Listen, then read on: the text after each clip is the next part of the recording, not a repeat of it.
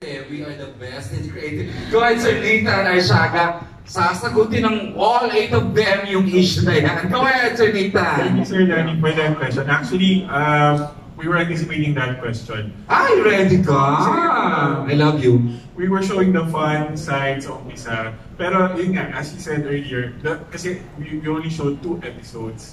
No, so it's gonna continue and it's gonna develop. The characters will have to mature. Diba? Kasi that's part of coming of age. Diba? Parang when you're younger, you feel like you're invincible, the world is your oyster, and ganyan. Pero dito, malalaman din ng mga characters na some of the actions that they made may consequences. No? So may mga ganun na nangyayari dito sa series. And feeling ko, yun yung magiging positive na makukuha ng audience upon watching the series. So parang wait, there's more? Yes, parang ganon, Sir Nathan? There's so much more. About Baler. Pero sa Baler, we wanted talaga to showcase the beautiful scenery. Yun ang foremost, yun. How loving yung mga locals, yung family, yung sense of friendship. Yun yung hinighlight namin dun sa mga... Ang ganda naman ng friendship part, no? Yes. So, yun po yung talagang Pero in terms of the morality or yung character, there's going to be development. At saka yung paghahanap ng 5 million, parang ang ganda part. Gusto ko na ma-reveal Parang the next episodes, gusto ko na ma-reveal bakit sa Baler yung 5 million. Di ba? Ang ganda nila. Direk, ikaw, you can answer this. I wasn't worried at all. At all, of course. Being set in Baler. I mean, I'm from Cebu, Bisaya. I always champion regional cinema. Yes! Filmmakers. It's always, I'm always very cautious about representation. Kasi galing ako dyan.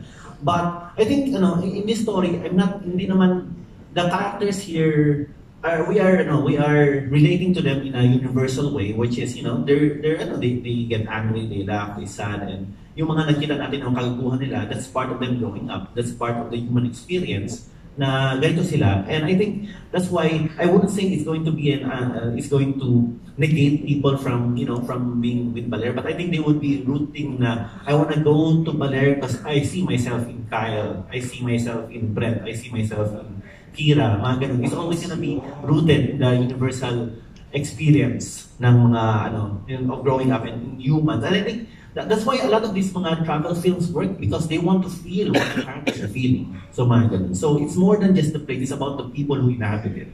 Ang ganda. Tito Dan, you're good? Okay. Members of the cast can answer. Kasi napaka-natural nga ng script. Nagkataon lang sa Baler, we had it shot in Baler. Pero syempre, ang natural, di ba, Nathan, na parang hindi naman lahat ng kabataan perfect in this journey to discover, di ba, themselves na gustong umalis sa island, gustong maiwan sa island, di ba? Yun ang idea, di ba? May ibang gusto parang, di ba, against nga yung isa na lumipat sa Manila dahil dito na tayo sa island, sa Baler. Parang itong mga characters are trying to figure themselves out. They're young people trying to mature. Ano ba sila? Magiging ano ba sila eventually? And it's a process na pinapakita ng series. So happened na it's set in Baler. Pero tama si Derek na these stories are universal, no, Sir Danny. Parang every teenager everywhere has gone through scenes or situations na ganito. Sino yung loyal sa Baler na character nga dito na ayaw umalis? Si Lance. Lance? Pasok? Sayang, siya pa rin very much against leaving the island, right? Lance, comment.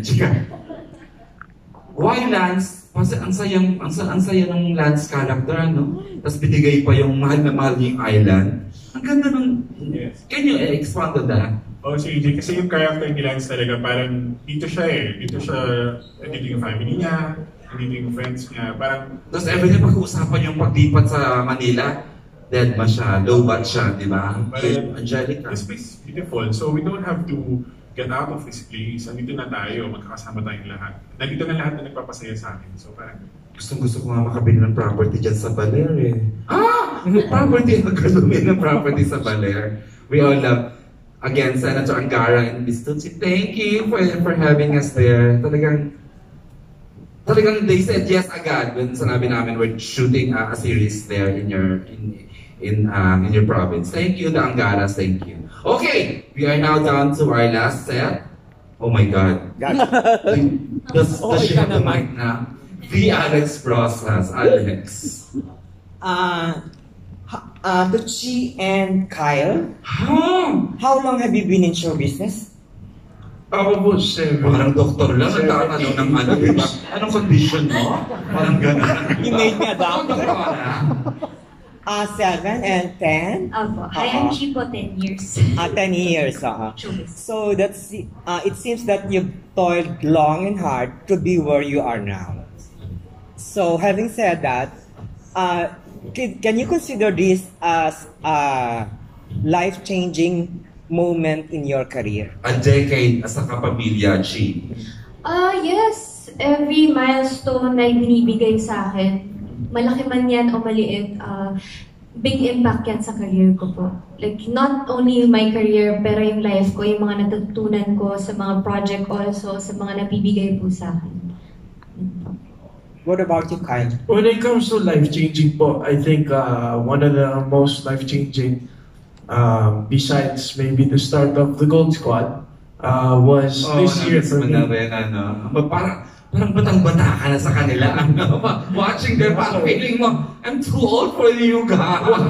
Parang dating sa akin, watching them. I mean, that really, kahit pa paano, kahit ang dami namin pinagdaanan apat. We went through all the highs, all the lows that you can go through in a span of 4 or 5 years. And I'm still thankful for that to this day. Lagi kong sinasabi yun. I wouldn't be in this position. I know that. I wouldn't be in this position without the 3 of them. And syempre sa tiwala ko ng Dreamscape sa aming apat. But besides that, this year I felt like has been one of the biggest years for me. Kasi madami din pong nangyari last year. 2021 was like a roller coaster. Sobrang roller coaster. Talaga na? Oo naman po. Sobrang. I went, it was the ending of a 4 or 5 year love team. Great partnership. Great partnership. And like I said, always thankful for it. Kahit pa paano. Pero this year was my way to really try to prove myself talaga.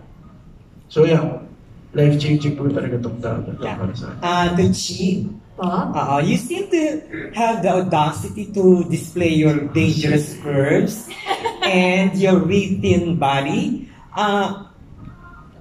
Can I ask you, where is your audacity coming from? I think it's from my genes, from my Define parental audacity, Chika. guidance. From my parental guidance. And gusto ko kasi ako din yung epitome of like mga petite girls na hindi comfortable sa body nila kasi petite sila, sinasabihan na ang payat-payat mo, kumain ka nga.